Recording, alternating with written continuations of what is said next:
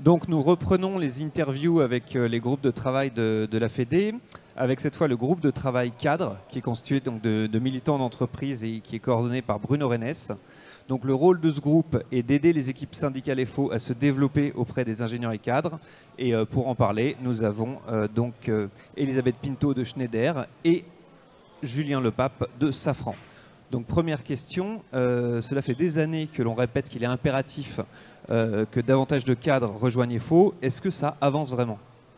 Oui, ça avance. Il y a quelques années, c'était un petit peu plus compliqué, mais on a un renouvellement générationnel dans les entreprises, ce qui est très bien. Et effectivement, on pourrait imaginer que les jeunes sont loin de tout ça.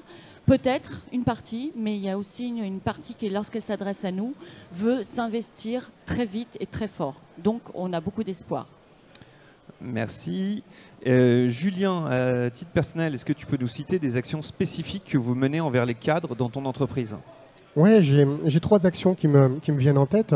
La première, c'est ce livret de 32 pages qu'on a réalisé qui recense tous les éléments de rémunération que perçoivent les salariés. Nous l'avons réalisé avec l'agence PMV. Et l'objectif était double. D'une part, présenter tous les droits des salariés en matière de primes, et l'autre aussi, que ça serve aux cadres pour pouvoir expliquer à leurs équipiers comment étaient calculés ces éléments de rémunération.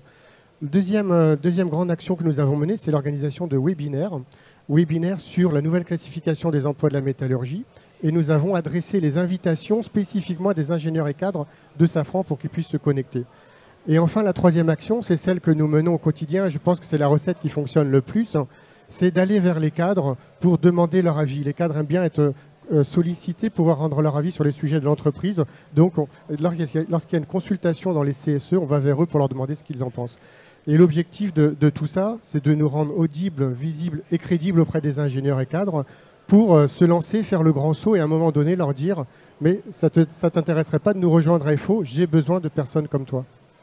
Alors, pour rappel, sur les 1,5 million de salariés de la métallurgie, la moitié sont des ingénieurs et cadres.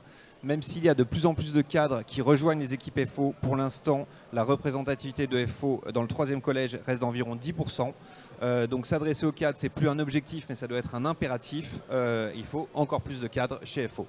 Merci à tous les deux.